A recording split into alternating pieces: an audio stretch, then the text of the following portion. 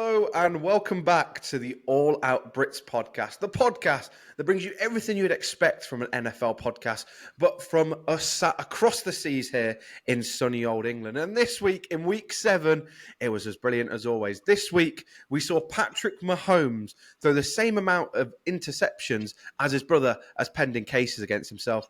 And we also saw a same amount of career-ending, maybe even season-ending, maybe even life-threatening injuries this week, as we saw Devontae Adams, and Aaron Rodgers make connections this week. So, you know, for a fact, it was a pretty good week. And as always, to talk about all the good stuff is the main man, Mr. Greenwood. And I know he's chomping at the bit. He's raring to go. I know he wants to get this abuse started. So, Mr. Greenwood, take the floor, my friend. Well, one thing I would say is this week, Tarran, you didn't ask me, but I am feeling absolutely fantastic. Why am I feeling fantastic? Because last week, Tarran, the hate was real. The hate was so real. The Cowboy song was on. They all were hating the Cowboys, the 3-3 Cowboys, I will add. And it was down. It was dark. It was a dark time. But we haven't lost this week, sir. We're coming off a bye. And we're coming off a bye against a team that looked shaky this week. A team where their quarterback threw 3 interceptions. More interceptions than he managed touchdowns. He did not look good. It was the rookie again, Brock Purdy and the San Francisco 49ers. That was the revenge game, Tarran. You were supposed to be up for it. You're supposed to be hyped. The Chiefs absolutely steamrolled you in the Super Bowl, and they've absolutely steamrolled you in your own backyard. What do you think, mate? What happened in that game? Talk to me, mate, because that was ropes. Do I have to talk about it? You made me talk about it last week. You're wearing that hat with a bit too much pride, I must say. That's either hiding a very bad hairline or you are just a diehard Niners fan, bro. Right, let's talk about the Niners. No comment. And so, yeah, I told you last week, my bumhole was clenched. It remained clenched for all 4 quarters, and it will remain clenched for the rest of the season because we do not look great. I have not seen Brock Purdy play that bad since probably the Vikings game last year. He didn't look right, but nobody looked right. I thought the defense to start looked so strong. They just had so much energy. But I feel like seeing how poor the offense was killed the energy for the defense. And when you can't keep your defense off the field, you are going to struggle. We played so good for the first quarter, picking off Mahomes, getting the ball at midfield, and then Brock Purdy throws an interception and gives the ball right back. Makes no sense to me. But I have no words at this point. We've lost 2 receivers. One has had his knee put into the back of his hamstring. The other one, well, that one receiver that's got a knee, bro, he's got a fat wallet though as well. He has, wallet. And that's even worse.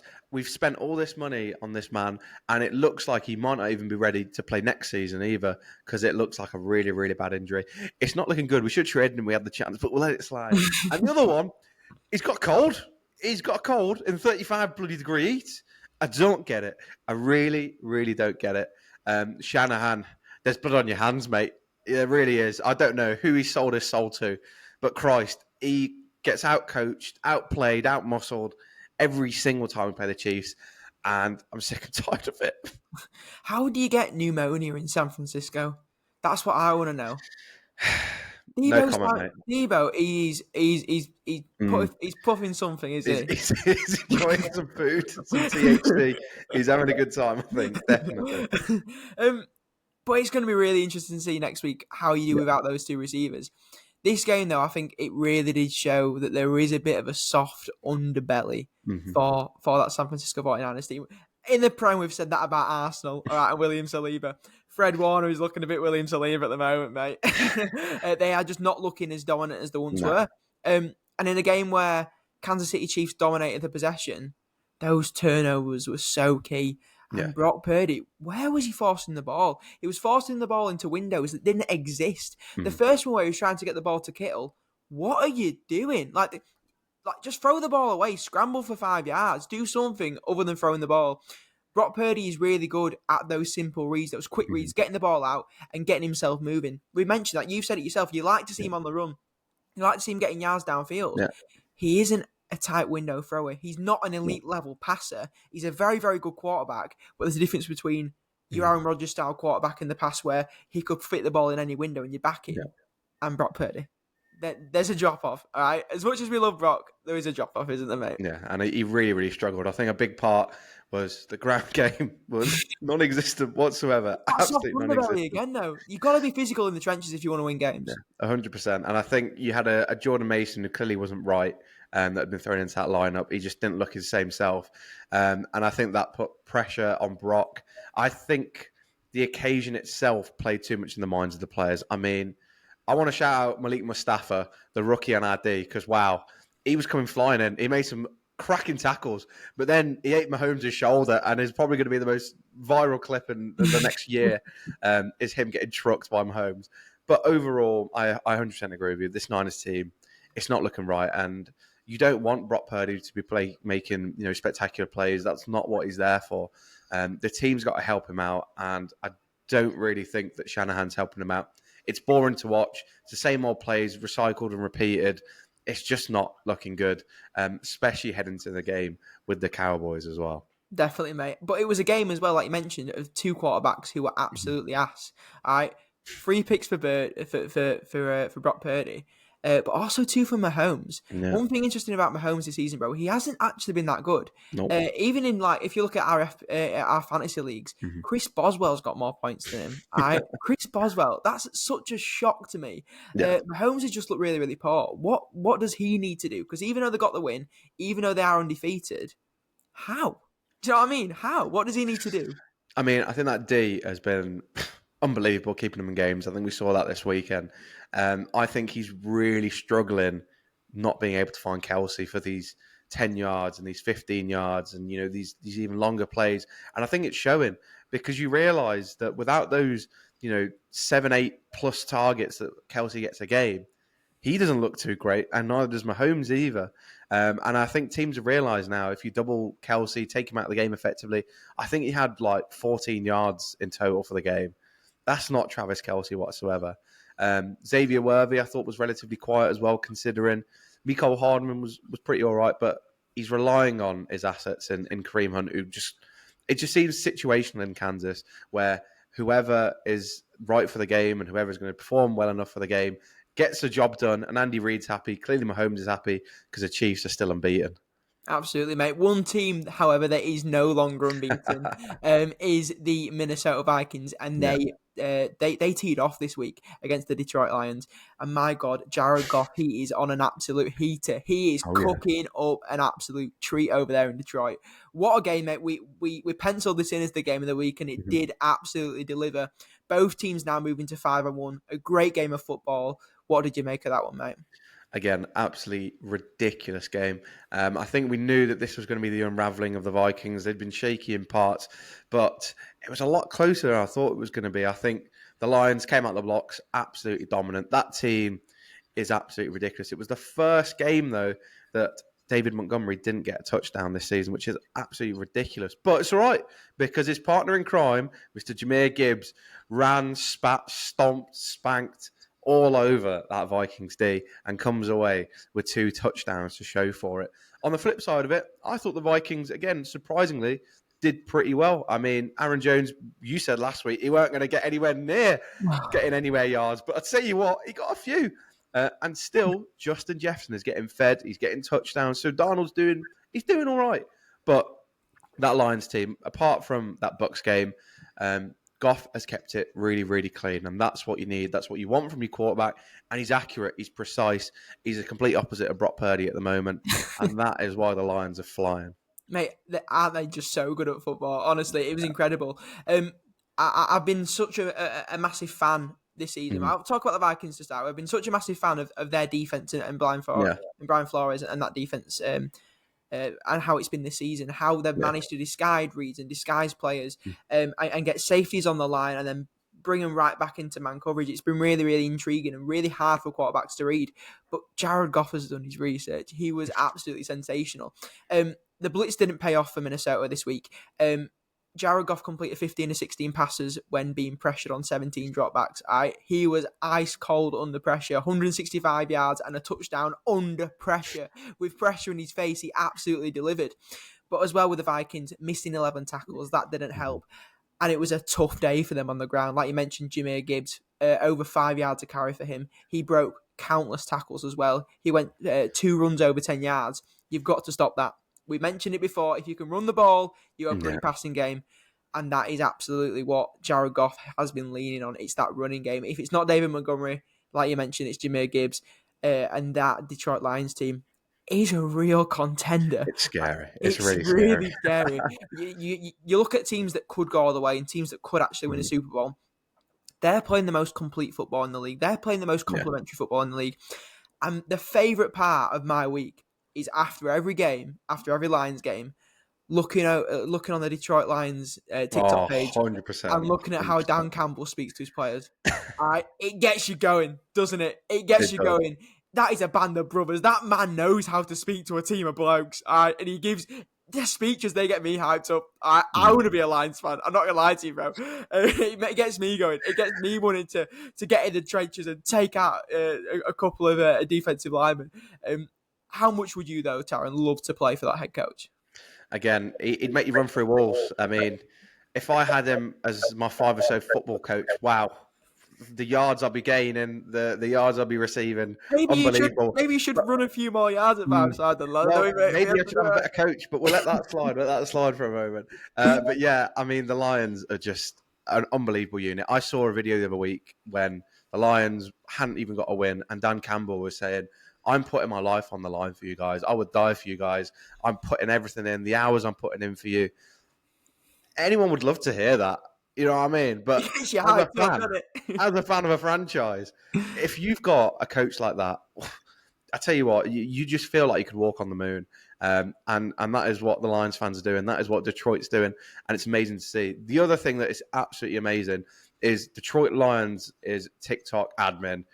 Someone needs to go get him a curly whirly because, wow, some of the videos, they're killing me, bro. They're absolutely killing me.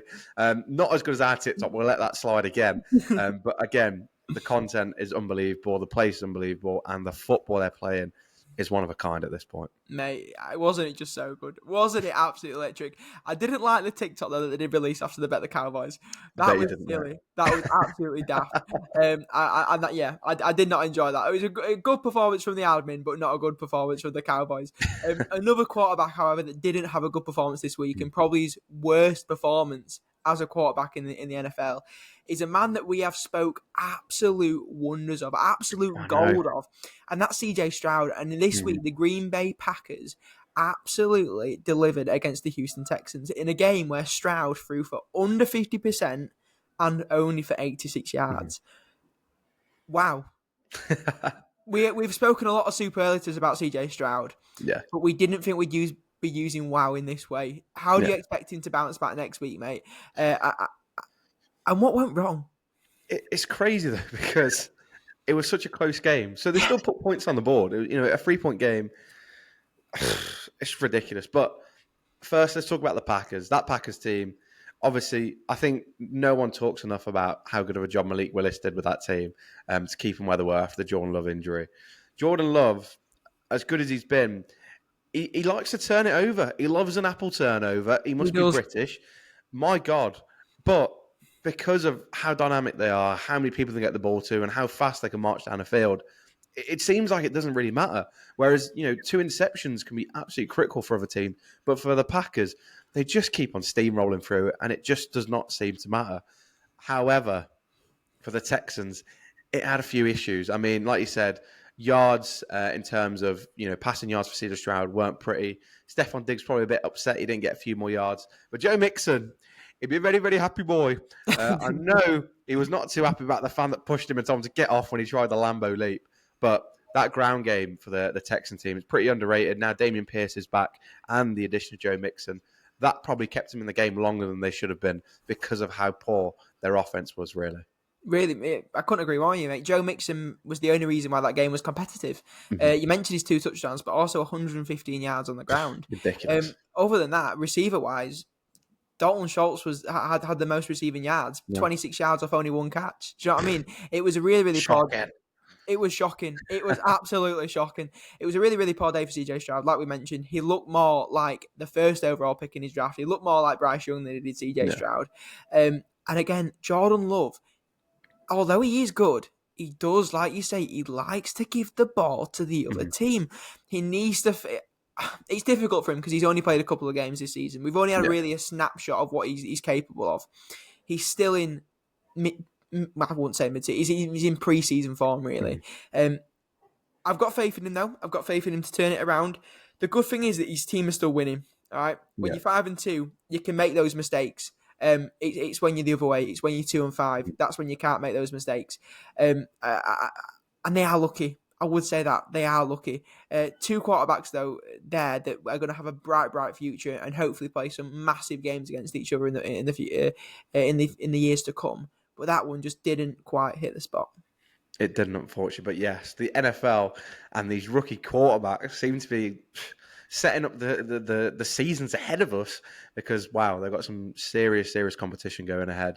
But looking forward as well, unfortunately looking back, the NFL is in a bit of a state at the moment, and it's plagued by a lot of injuries, to say the very, very least.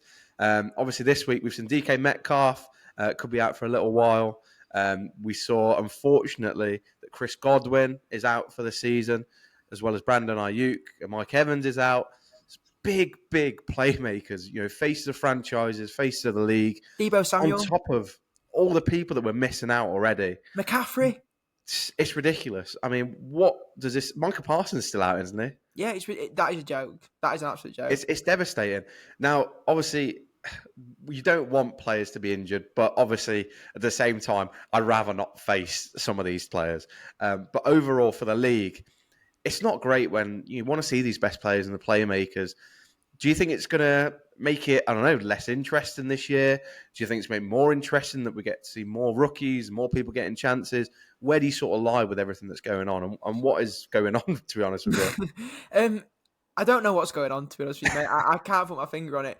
One thing I would say is that the NFL has, for a few seasons now, it's been moving towards a league that favours keeping quarterbacks healthy. Okay, that's where the money is. That's where the big money is.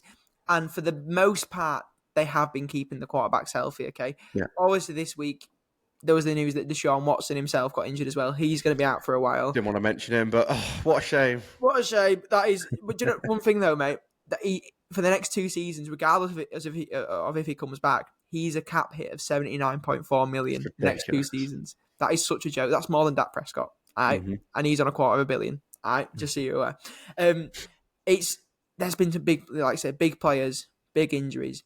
And it has shook the league up a little bit. It's shown those teams that have got the reserves. When you're paying those big players the big bucks, they have to play every week. Okay, they have to play.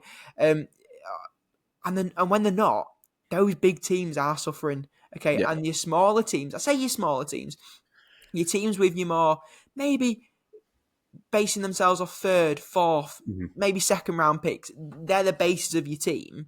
Those teams are looking really, really good. You look at your Minnesota Vikings, you look at your Detroit Lions. Those teams are looking absolutely fantastic. And then even your teams with quarterbacks on rookie contracts, your Texans, those sort of teams, they're looking very, very good. It is shaking the league up a little bit, mate.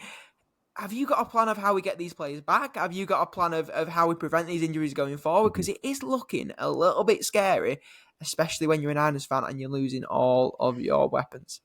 100%. I mean, some of them... Rashee Rice and I pretty much had very, very similar injuries in the sense of it's low tackles. It's one of those things that you just think, could be avoided, should be avoided, but unfortunately, does happen. The one that I saw this week, which could have been probably devastating, was Sam Darnold went to slide and probably one of the dirtiest, latest hits we've seen this season could have absolutely wiped him out. And that could have been a really serious injury. Again, you want players going all out. We're the All Out Brits. We want to see people going all out. But we don't want to be missing out on players. We missed out on so many. Tua obviously said he's going to come back. He said he lives and dies with football. And, he don't want a Guardian cap, though, does he? No, you really don't want to be in that situation. And like you said, no Guardian cap. Yeah, okay. We'll see how that pans out. But yeah, it's just devastating for the league. I think the league was at a point where it was so competitive.